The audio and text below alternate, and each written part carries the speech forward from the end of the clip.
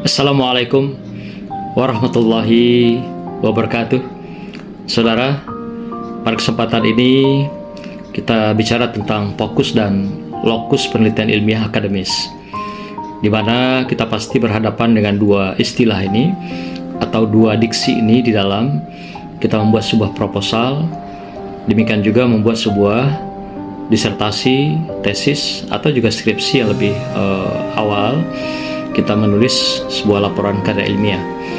Nah, dua diksi ini tentu juga sering kita temui di dalam penelitian-penelitian ilmiah, dan tidak sedikit kita yang juga rancu memahami istilah fokus dan lokus ini. Itu pada kesempatan ini kami perlu dudukkan dua diksi ini agar kita bisa paham dengan secara proporsional apa yang dimaksud dengan kedua diksi tersebut di dalam karya ilmiah yang kita lakukan. Saudara, yang pertama adalah fokus penelitian. Fokus penelitian itu adalah sudut pandang peneliti yang diarahkan berdasar pilihan riset yang dilakukan.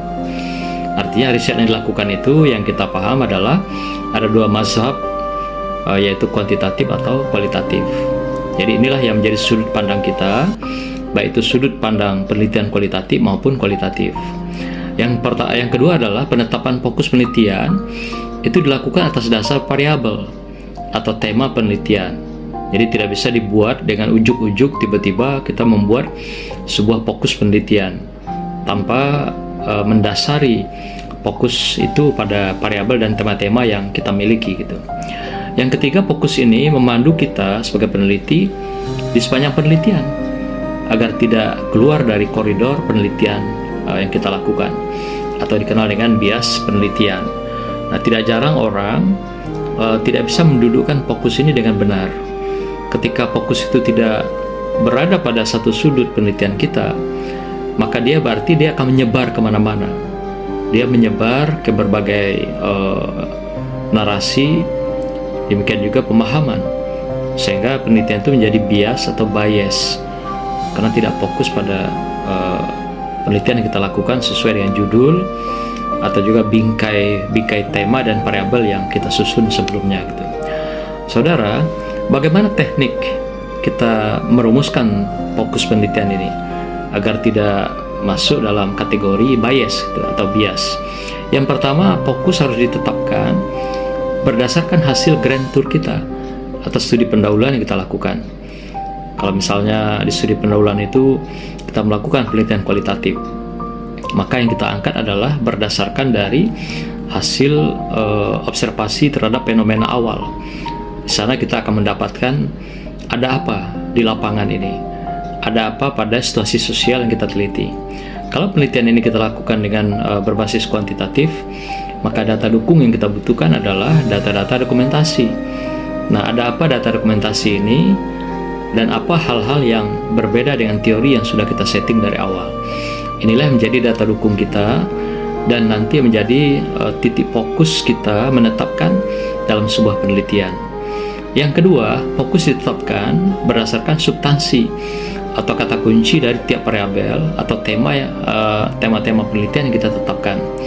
Kan di akhir daripada pembahasan kita tentang variabel dan tema yang berkenaan dengan teori, itu diakhirkan kita kunci dengan adanya kalimat penutup. Dan kalimat penutup itulah yang kita istilahkan diambil atau turunkan dari kata-kata kunci yang kita ambil dari substansi dari berbagai variabel atau tema yang kita susun sebelumnya. Jadi tema dan variabel ini kita rumuskan dalam bentuk konstruk.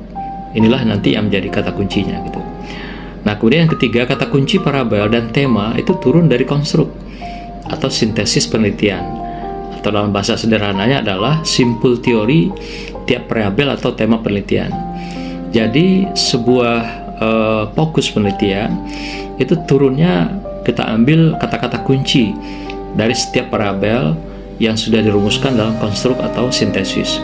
Dan sintesis yang kita bangun itu adalah merupakan penutup dari teori atau kalimat akhir dari teori yang kita bangun dari turunan daripada variabel yang kita lakukan. Kan dari variabel itu turun teori-teori. Dan teori-teori itulah yang kita konstruk, kita sintesis, yang kita simpulkan sekira satu alinea dalam setiap parabel atau tema itu, dan itulah yang kita ambil kata kunci di dalam sintesis itu atau konstruk itu. Nah, ini juga bisa menjadi sudut penelitian yang baik dalam kita menetapkannya untuk sebuah penelitian. Saudara, bagaimana contoh fokus penelitian itu? Nah, contohnya seperti ini. Saya ambil misalnya penelitian dalam manajemen pendidikan Islam atau MPI. Nah, seperti judul yang kami sampaikan, yaitu pemberdayaan kiai dalam pengembangan karakter santri Pondok Pesantren X di Provinsi Banda Aceh. Nah, ini contoh aja. Nah, kemudian fokus yang kita ambil dalam kasus ini yaitu adalah tema tentang pemberdayaan. Nah, dari sini kita coba angkat fokusnya seperti apa. Misalnya aspek pemberdayaan ini atau tema pemberdayaan ini kita angkat fokusnya pada karakter yang dibangun terhadap santri itu seperti amanat, disiplin, dan demokratis. Nah, ini bisa contohnya diangkat dari Grand Tour pada tema kedua atau tema pertama. Artinya apa yang kita bangun di sini semuanya adalah berangkat dari konstruk atau juga bisa berangkat dari Grand Tour kita atau studi pendahuluan. Nah, di sini difokuskan tentang amanat, disiplin, dan demokratis. Mengapa ini yang diangkat? Karena tiga karakter ini yang ditemukan di lapangan, yang katakanlah tidak berjalan, tidak sesuai dengan teori tentang karakter santri. Maka inilah yang difokuskan untuk penelitian dilakukan pada studi kasus tentang pemberdayaan kiai ini. Nah, atau penelitian model kedua yaitu PLKS, pengembangan lembaga dan keuangan syariah, PLKS atau ekonomi syariah. Contoh misalnya minat masyarakat menjadi nasabah bank syariah di Provinsi Jambi. Nah, fokusnya adalah pada nasabah yang memilih menjadi nasabah bank syariah. Kalau hanya melihat dari sudut menjadi nasabah bank syariah itu masih umum. Tapi ketika fokus yang kita arahkan dalam penelitian ini, yang kita angkat apa? Misalnya fokus nasabah menjadi nasabah bank syariah ini, fokusnya adalah pada program atau sistem mudharabah misalnya gitu.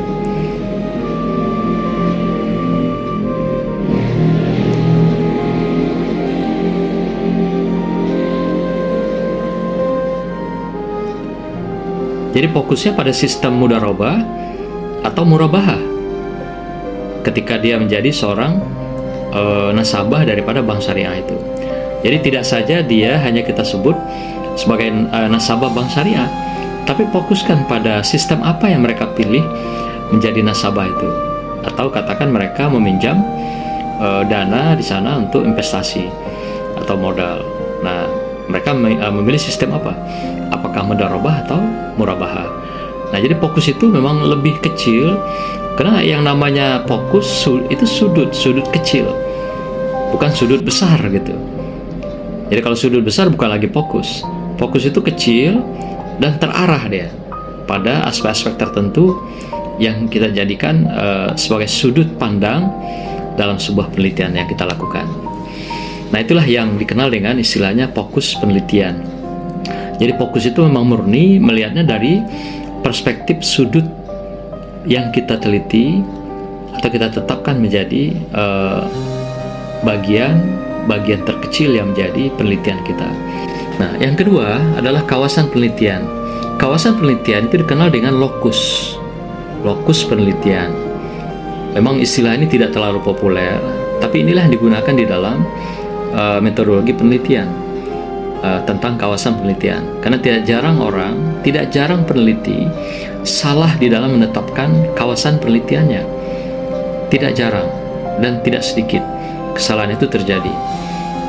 Seperti misalnya kesulitan seorang meneliti tentang manajemen dengan teknologi pendidikan atau PAI, Pendidikan Agama Islam. Nah, ini kadang-kadang sering rancu, yang mana dikatakan bahwa kawasan penelitian manajemen beda makomnya, beda tempatnya, wilayahnya dengan teknologi pendidikan atau pendidikan agama Islam misalnya, atau pendidikan seumumnya, itu beda. Nah, maka itu kita lihat kawasan yang bisa diteliti untuk wilayah ini, maka kita pahami dulu apa yang maksud dengan lokus atau kawasan penelitian itu. Adalah wilayah penelitian yang dapat dipilih untuk diteliti dalam penelitian ilmiah akademis. Nah, ini yang maksud dengan lokus itu atau kawasan penelitian. Kawasan penelitian dibatasi berdasarkan nomenklatur keilmuan atau prodi yang dipilih oleh seorang peneliti. Jadi yang menjadi dasar kita menetapkan kawasan penelitian itu atau lokus penelitian adalah nomenklatur keilmuannya. Katakan misalnya kalau kita bicara tentang pendidikan ke umum sekali. Dalam pendidikan berkembang lagi, ada manajemen, ada teknologi, ada kurikulum, ada pendidikan agamanya, pendidikan sosial, bahasa dan sebagainya. Nah, kita arahkan nomenklatur pendidikan itu pada ilmunya yang lebih mengecil. Jadi artinya lokus itu bertolak pada sudut keilmuan. Nah, itu yang kita tetapkan di sini. Maka itu kita ketika menetapkan sebuah kawasan penelitian harus bertolak dari nomenklatur keilmuan atau program studi yang kita tekuni. Nah, kadang program studi juga masih terlalu luas karena ada turunan dari program studi itu konsentrasi. Katakan misalnya seperti manajemen pendidikan Islam. Nah, itu bisa turun di sana, itu bisa turun mengecil lagi di sana. Misalnya kita turunkan menjadi katakan manajemen pendidikan anak usia dini, turun itu, atau pendidikan sekolah menengah, atau juga manajemen pendidikan tinggi, yang juga kita bisa batasi lagi apakah negeri atau swasta. Nah, begitulah. Jadi kalau kita bicara nomenklatur itu lebih spesifik kepada keilmuan. Kalau bicara prodi dia lebih luas. Dia masih punya ada turunan yang namanya konsentrasi. Konsentrasi inilah yang kita fokuskan menjadi kawasan daripada penelitian kita atau lokus penelitian kita. Jadi tidak bisa kita menetapkan prodi secara umum, apalagi dari prodi itu ada beberapa konsentrasi yang dibuka dalam sebuah lembaga jurusan atau juga di pascasarjana. Nah, begitulah cara kita menetapkan untuk mendapatkan kawasan penelitian itu. Saudara, apa saja yang menjadi kawasan penelitian di dalam katakan manajemen pendidikan Islam? Saya mencatat beberapa dari nomenklatur keilmuan, demikian juga program studi yang dibahas, yang dikaji pada prodi atau juga konsentrasi manajemen pendidikan Islam ini. Di antaranya adalah, ini juga berlaku untuk manajemen pendidikan secara umum. Islam ini kan adalah atribut yang dibawa oleh lembaga atau juga substansi kajiannya melihatkan atau memperlihatkan juga dari perspektif Islam. Nah, tapi yang jelas bahwa manajemen pendidikan itu lebih juga banyak digunakan di dalam perspektif penelitian yang lebih umum atau pendidikan seumumnya gitu. Nah, ada beberapa yang saya catat untuk melihat kawasan penelitian yang boleh diteliti di dalam prodi manajemen pendidikan atau manajemen pendidikan Islam ini. Di antaranya adalah pertama tentang penelitian kelembagaan atau keorganisasian dari sebuah lembaga. Ini dapat diteliti menjadi kawasan manajemen pendidikan Islam. Kemudian penelitian kebijakan dan evaluasi. Ada juga penelitian perencanaan, pengorganisasian, implementasi dan kontrol. Ini melihat dari fungsi manajemen itu sendiri. Yang keempat, pengelolaan atau penataan atau dikenal dengan tata kelola. Tata kelola ini masuk dalam wilayah manajemen pendidikan. Tata itu milik administrasi, kelola itu milik manajemen. Jadi tata kelola itu adalah gabungan dari administrasi dan manajemen. Boleh diteliti. Ada juga yang kelima, SDM. Bicara SDM ini ada rekrutmen, seleksi, penempatan, pembinaan, pengembangan, training, karir, dan kesejahteraan. Itu semua boleh diteliti. Cukup banyak kalau bicara tentang manajemen SDM. Demikian juga yang keenam itu tentang supervisi. Nah, misalnya ini kepengawasan atau tentang katakan supervisi itu ada dua, kedinasan dan supervisi kepala sekolah. Kalau kedinasan berarti dia melakukan supervisi terhadap kepala sekolah dan juga guru, sedangkan supervisi kepala sekolah itu fokus dia melakukan pengawasan terhadap guru-gurunya gitu di dalam sebuah sekolah atau madrasah. Nah, kemudian juga penelitian tentang kinerja. Kinerja ini adalah penelitian yang manajemen betul. Hampir semua manajemen atau prodi manajemen membuka peluang penelitian tentang kinerja ini. Nah, bagi kita di dunia pendidikan, ini kita anggap sebagai variabel yang sudah jenuh atau tema sudah jenuh karena terlalu banyak yang membahas. Maka itu kalau bagi yang mau meneliti kinerja, kita sarankan, kita rekom sebaiknya cari variabel atau tema yang lain gitu. Karena variabelnya sudah sangat jenuh. Kemudian tentang profesionalitas juga bisa kita lakukan penelitian di wilayah kawasan manajemen. Yang berikutnya adalah yang ke-9, kepemimpinan tentang gaya, baik itu gaya kepala sekolah, kemudian juga gaya kepala-kepala apakah lembaga, kantor, pendidikan dan sebagainya. Kemudian juga gaya ketua dan lain-lain. Intinya gaya kepemimpinan. Ini bisa dilakukan penelitian. Yang ke-10 tentang keorganisasian, kelembagaan dan institusi. Yang ke-11 tentang inovasi, difusi, demikian juga komunikasi, itu juga bisa dilakukan. Yang ke-12 kecerdasan, sikap, perilaku, minat, bakat. Ini adalah parabel atau tema psikologi. Manajemen itu juga tidak bisa melepaskan tentang psikologi. Maka itu ada parabel atau tema yang terkait dengan psikologi ini masuk dalam manajemen. Yang ke-13 tentang akuntabilitas, demikian juga responsibilitas. Ini boleh bicara tentang tanggung jawab. Demikian juga responsibilitasnya itu adalah sebuah kecakapan, kecepatan orang untuk bisa peduli terhadap sesuatu yang dia kelola atau dia pimpin. Nah, ini responsif itu adalah hal-hal yang merupakan gerak cepat. Itu terkait dengan responsibilitas. Jadi ada juga yang kadang-kadang gagal paham. Nah, itu pemimpin biasanya macam-macam ya. Ada yang memang PHP, macam-macam. Nah, responsibilitas adalah memberikan sebuah respon yang cepat terhadap sebuah kondisi atau keadaan lembaga atau unit-unit yang dia pimpin. Yang ke-14 tentang motivasi. Yang ke-14 tentang motivasi. Bisa juga motivasi berprestasi. Dari teori-teori misalnya apakah Maslow, McLellan dan sebagainya. Ini bisa diteliti. Kemudian tentang jejaring, apakah network atau networking dan atau web working. Ini boleh dilakukan. Kemudian yang ke-16 tentang efektivitas, efisiensi dan produktivitas. Ini kan sangat manajemen ya. Kemudian tentang pembiayaan juga boleh, tentang kualitas atau mutu, komitmen atau dan konsistensi boleh juga diteliti. Yang berikutnya ada kompetensi dan kecakapan. Kemudian ada juga tentang kemandirian. Kemudian tentang pengetahuan dan kemampuan. Ini boleh ya, ability. Pengetahuan adalah knowledge. Sedangkan kemampuan ability. Ini kedua-duanya biasanya dites. Kalau parabel kita ambil ini. Yang kemudian ada transformasi yang juga lagi tren sekarang ya. Perubahan-perubahan daripada lembaga-lembaga pendidikan kita secara nasional, baik itu lembaga agama maupun umum. Kemudian juga tentang visioner, kepemimpinan yang visioner, ini juga bisa teliti. Atau juga tentang benchmarking, benchmark, dan juga empowerment ya. Ini boleh juga diteliti. Benchmark itu melakukan perbandingan. Nah, benchmarking boleh diteliti. Benchmark yaitu pembanding atau kita membandingkan apa-apa yang kita lihat di dunia luar yang lebih baik, lebih sukses, lebih berprestasi, lalu kita melakukan perubahan ke dalam, ke lembaga yang kita pimpin. Ini namanya benchmarking atau kata dasarnya benchmark.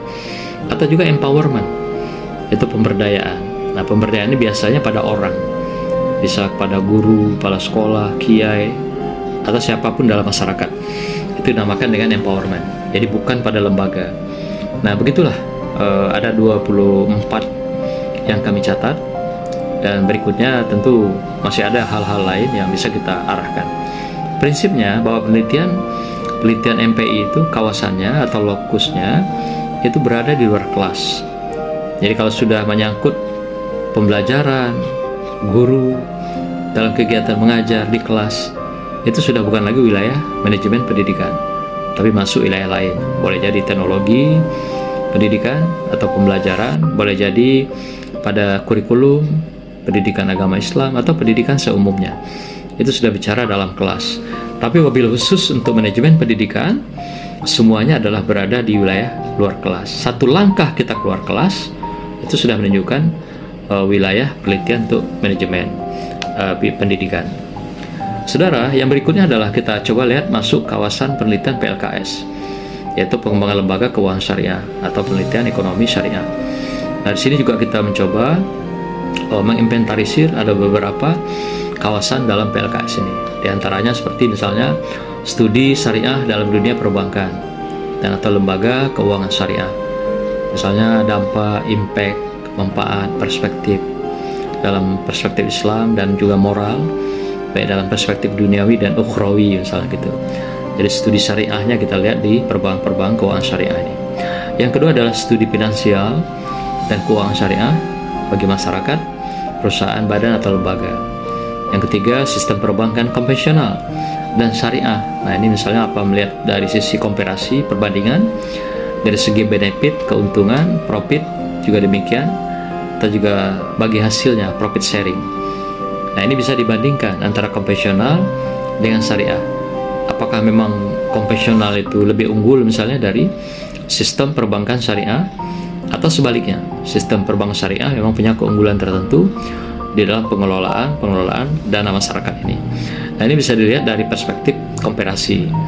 Kemudian berikutnya, yang keempat, bisa kita melihat dari sistem dan analisis bagi hasil, baik itu usaha bank secara umum dan juga lembaga keuangan syariah yang fokusnya pada sistem syariah. Ini bisa kita kaji, kita lihat dari keilmuan ekonomi syariah. Kemudian yang kelima adalah otoritas jasa keuangan syariah. Ini juga bisa kita lihat, kita teliti apakah manajemennya, apakah dari segi administrasinya, apakah sistem pengawasannya dan sebagainya. Ini bisa dilakukan penelitian. Yang berikutnya adalah analisis tren pertumbuhan dan perkembangan perbankan dan lembaga keuangan syariah. Nah, ini juga bisa dijadikan kawasan dalam penelitian kita. Yang berikutnya adalah psikologi konsumen misalnya, baik itu dalam hal konteks nasabah, interest, sikap, perilaku, komitmen, konsistensi, misalnya habit, brand image, pride, ya, dan lain-lain. Nah, seperti yang kami contohkan tadi, itu untuk membuat sebuah katakan sudut penelitian. Nah, sekarang kawasan ini juga ternyata ada hal-hal yang mirip bisa kita kaji dari kawasan nomenklatur atau prodi yang kita miliki. Kemudian pengelolaan perbankan dan lembaga keuangan syariah, segi pengelolaannya atau juga ada segi penataannya, ini bisa kita lakukan penelitian. Yang berikutnya organisasi dan lembaga keuangan syariah, pun begitu juga dengan mutu layanan perbankan dan lembaga keuangan syariah, pengawasan perbankan dan lembaga keuangan syariah, demikian juga pemberdayaan perbankan dan lembaga keuangan syariah, dan juga SDM. Nah, kita bisa bicara SDM sini, apakah staf, apakah direksi, GM, general manajernya dan sebagainya.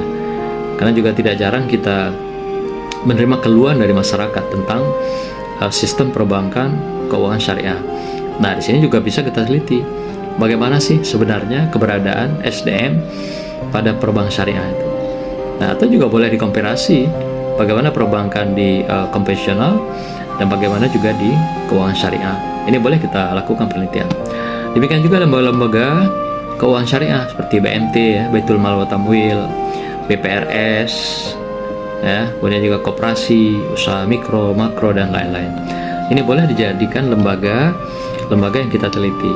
Tapi wabil khusus adalah mereka yang bergerak di bidang keuangan syariah. Karena kita mau melihat tetap perspektifnya adalah dari sudut keuangan syariah itu. Kemudian funds management dalam perbankan dan lembaga keuangan syariah. Nah, ini bagaimana pengelolaan, pengaturan dalam sistem simpan pinjam misalnya, atau permodalan usaha di dalam perbankan dan lembaga keuangan syariah. Ini juga dapat diteliti oleh teman-teman di prodi PLKS. Nah, kita juga bahas pada kawasan yang lain, misalnya kawasan penelitian hukum Islam. Seperti antaranya adalah bisa studi hukum Islam tentang norma, sosiologis, psikologis, lingkungan, historis, antropologis, kompilasi, substansi, perbandingan hukum, sampai keputusan hukum, dampak hukum, kemaslahatan hukum, hukum dan konflik sosial, masyarakat dan pemerintahan. Luas sekali, banyak sekali yang bisa dilakukan penelitian dalam penelitian dalam perspektif pemikiran hukum Islam ini. Atau juga penelitian yang lain, misalnya studi normatif sosiologis hukum Islam, apakah tentang hukum Islam dalam keluarga, masyarakat, dan pemerintahan. Ini juga dapat kita angkat dalam penelitian kita. Ada juga yang berikutnya SDM atau aparat hukum, baik itu tentang pemberdayaan SDM-nya dan aparat atau aparat hukum dalam perspektif hukum Islam. Nah, seperti apa sebenarnya keberadaan SDM atau aparat ini? Karena hari ini cukup banyak kita disorot tentang penegakan hukum oleh SDM kita di bidang hukum ini, sehingga mereka sedang disorot dalam perspektif keadilan hukum. Nah, ini sebenarnya bisa ditinjau atau diteliti pada aspek SDM-nya gitu ya, terutama pada perspektif akhlak dan moralnya atau etika dalam penegakan keadilan. Yang berikutnya ada pengelolaan institusi hukum, baik itu birokrasi, pemberdayaan institusi, penegakan lembaga, pencitraan lembaga, dan pencitraan lembaga. Nah, pencitraan lembaga itu upaya memberikan image yang baik, sedangkan pencitraan lembaga adalah penodaan hukum dan keadilan. Nah, ini juga bisa diteliti dalam penelitian pemikiran hukum Islam. Demikian juga lanjutan berikutnya adalah kita bisa bicara tentang kasus korupsi, kolusi, nepotisme dalam masyarakat dan pemerintahan. Tentunya dilihat dari perspektif hukum Islam. Demikian juga proteksi hukum dan aparat dalam masyarakat maupun dalam pemerintahan. Nah, proteksi ini artinya setiap orang yang bergelimang dengan hukum tentu juga sedikit banyak mereka berada dalam suasana yang tidak nyaman dalam mereka mengambil atau menetapkan sebuah keputusan. Boleh jadi mereka apakah memberikan ketetapan itu ada yang kurang pas. Nah, sehingga juga mungkin ada ancaman-ancaman terhadap proteksi keselamatan mereka. Nah, ini juga bisa kita teliti sejauh mana proteksi hukum dan aparat ini bisa diberikan oleh negara, sehingga mereka juga tanpa beban ketika memberikan sebuah keputusan hukum. Kemudian juga bicara hukum adat bisa diangkat positif ya, baik hukum positif, hukum adat, kompilasi hukum Islam, dan praktek-praktek kemasyarakatan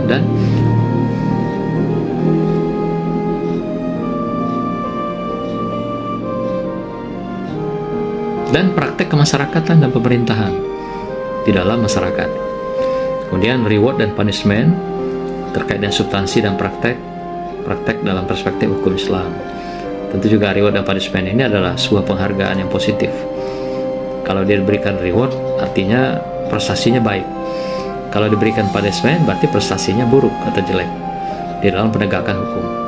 Demikian juga boleh diangkat dalam perspektif telaah mazhab pada hal-hal atau kasus-kasus tertentu dalam hukum Islam. Demikian juga boleh studi tokoh dan atau pemikiran hukum. Begitu juga studi kebijakan hukum, penerapan undang-undang dan peraturan, dan praktek-praktek penegakan hukum Islam di masyarakat di tanah air kita. Nah, inilah beberapa yang saya coba inventarisir yang bisa diteliti di dalam kawasan MPHI ini ya, yaitu penelitian tentang pemikiran hukum Islam. Ini sangat penting saya kira untuk bisa didudukan secara proporsional.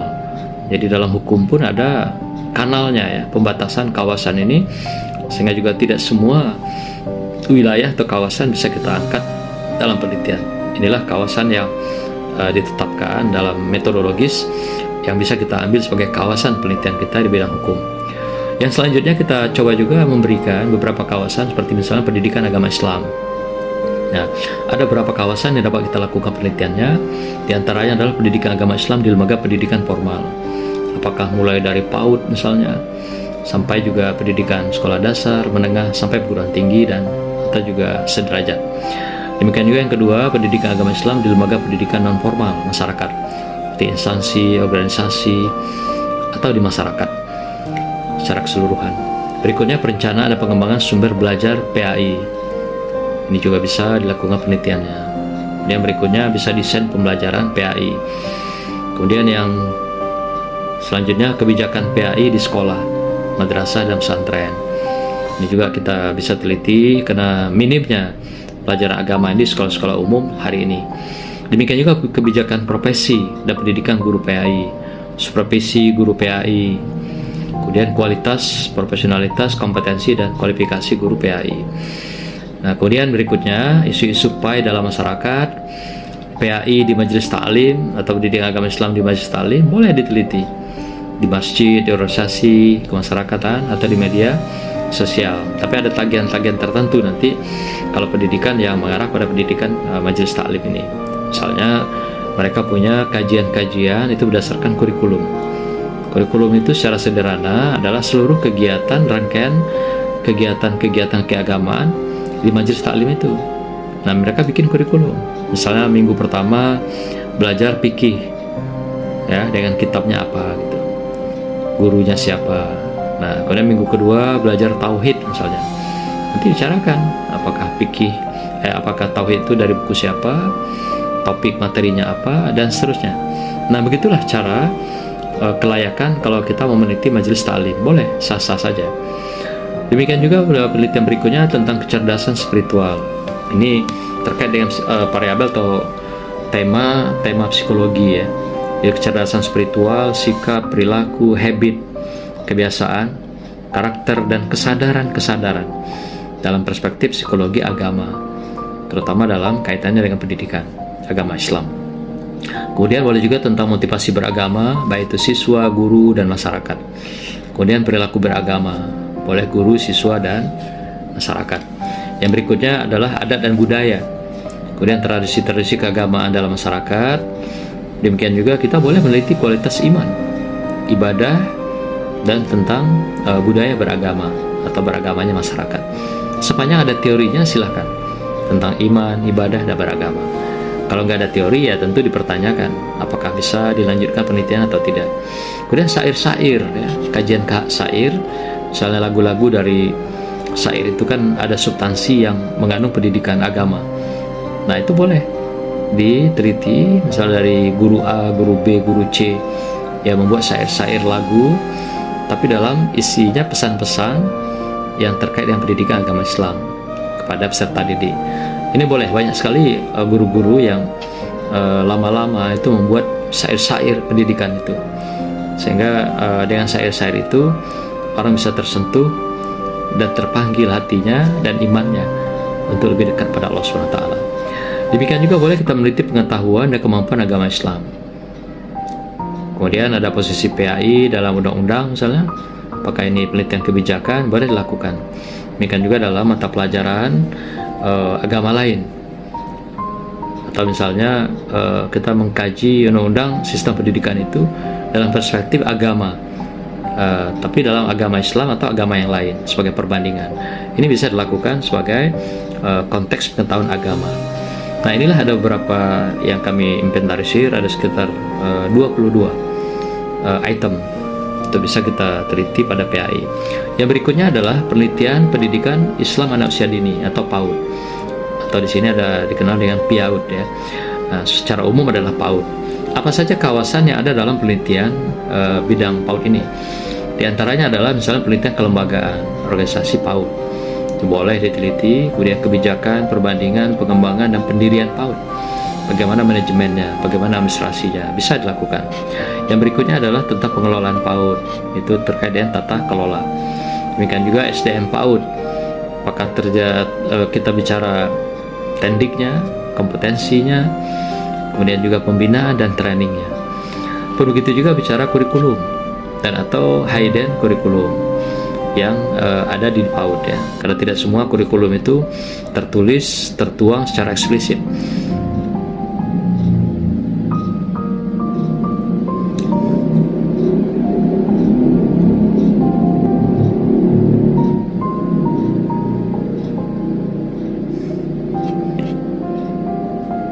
Jadi dalam kurikulum itu ada juga yang hidden, yang tersembunyi, tetapi dia tetap dilakukan di dalam sistem pembelajaran, utamanya dalam perilaku-perilaku dan sikap-sikap anak-anak di dalam kehidupan sehari-hari, tentang disiplin, tentang kejujuran, tentang amanat.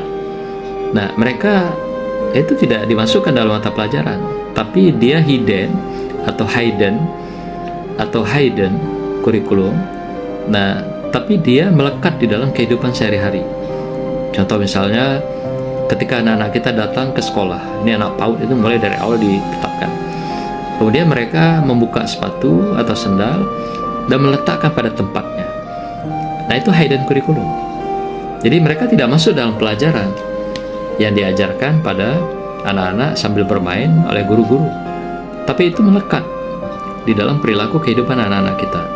Demikian juga ketika mereka diajak misalnya mau makan, kemudian mereka makan sama-sama dengan berdoa, lalu sebelum makan mereka cuci tangan. Nah, ini adalah hidden.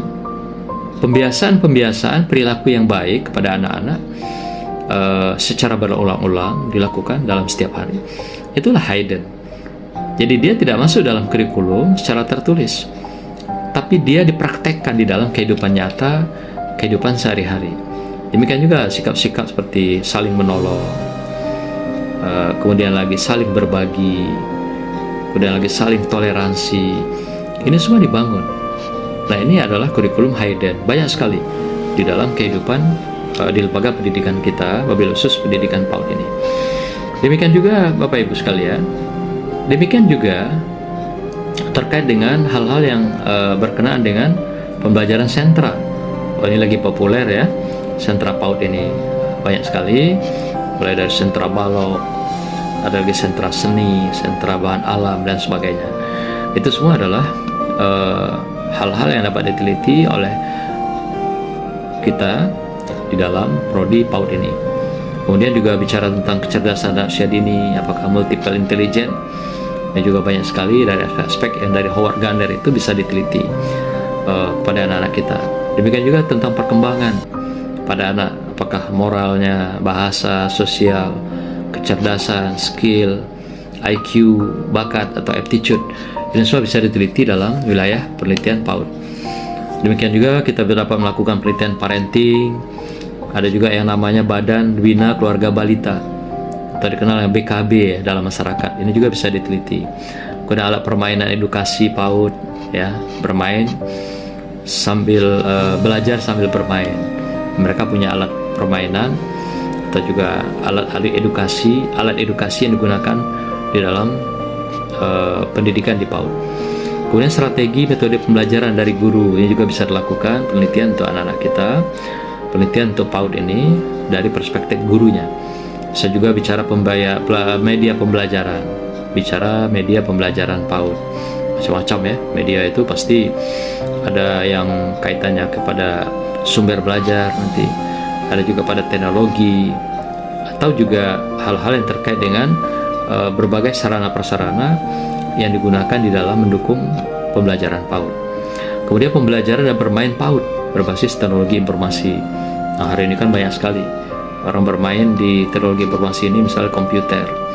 Apakah cara mengenal huruf, mewarnai, demikian juga bicara hal-hal yang terkait dengan budaya-budaya dalam pergaulan mereka, misalnya gitu, di keseharian.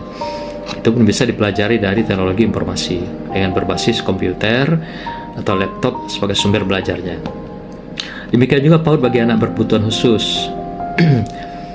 PAUD bagi anak berkebutuhan khusus ini bisa kebutuhan khusus kelebihannya atau kekurangannya. Ini bisa diteliti. Kemudian juga karakteristik anak usia dini dan pembelajaran yang diberikan pada mereka. Ini bisa strateginya, metodenya, medianya, modelnya. Ini semua boleh dilakukan penelitian terhadap anak-anak PAUD kita. Kemudian evaluasi belajar dan bermain. Ini pun bisa dilakukan penelitian terhadap PAUD. Yang lain kawasan ini bicara misalnya usia kronologis dan pembelajaran anak usia dini. Nah, usia kronologis itu usia mentalnya, biologisnya, nilai yang terkait dengan penelitian dapat kita lakukan. Seimbang nggak pertumbuhan anak ini? Nah, kemudian bagaimana pembelajaran mereka dengan usianya katakan lebih, kemudian pertumbuhannya kurang. Nah, ini juga bisa kita teliti. Kemudian yang ke-18 atau berikutnya, energi anak usia dini. Energi anak usia dini dan pembelajaran. Nah, anak-anak usia dini itu kan energinya lebih. Nah, bagaimana kita mengembangkan, memanfaatkan kelebihan itu, atau istilah surplus energi itu? atau juga mereka yang punya hyper ya, punya kelebihan-kelebihan, IQ-nya, kecerdasannya. Nah, biasa anak-anak begini dikenal dengan hiperaktif. Nah, anak-anak seperti ini juga perlu sebuah treatment khusus dalam pembelajaran. Ini bisa diteliti. Atau juga hal-hal yang terkait dengan minusnya. Kalau hyper itu kan plusnya. Minus, anak yang berketerbelakangan, anak yang terbelakang gitu. Ini juga bisa diteliti dalam pendidikan PAUD. Demikian juga pendidikan PAUD ini bisa dilihat dari sarana prasarana. Bisa dilihat dari sarana prasarana. Kemudian pembiayaan PAUD, kepemimpinan PAUD, psikologi pendidikan dan pembelajaran AUD, atau juga akreditasi lembaga, sampai pada analisis dan evaluasi kelembagaan PAUD, agar bisa eksis, bisa berkembang, dan bisa melaksanakan pembelajaran pendidikan di PAUD ini sambil bermain pada anak-anaknya dengan baik. Nah, ada 23 kawasan, cukup banyak. Tinggal kita bagaimana memilih, menetapkan kawasan-kawasan itu sesuai dengan jenis penelitian yang kita pilih. Nah, inilah saudara, kawasan yang dimaksud dengan lokus itu ya, kawasan penelitian atau lokus penelitian daripada penelitian kuantitatif dan kualitatif.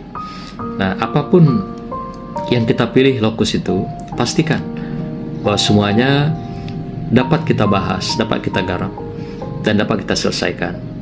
Karena bagaimanapun bagusnya sebuah tulisan karya ilmiah, kalau dia tidak dapat diselesaikan, itu bukanlah tulisan yang baik. Tapi tulisan karya ilmiah yang baik adalah walaupun sederhana, kecil, tetapi dia dapat diselesaikan dengan baik. Menjadi karya ilmiah untuk menyelesaikan studi kita semua. Semoga materi ini dapat memberikan wawasan pada kita tentang bagaimana memilih kawasan penelitian yang baik sesuai dengan nomenklatur dan atau program studi yang kita tekuni. Assalamualaikum warahmatullahi wabarakatuh.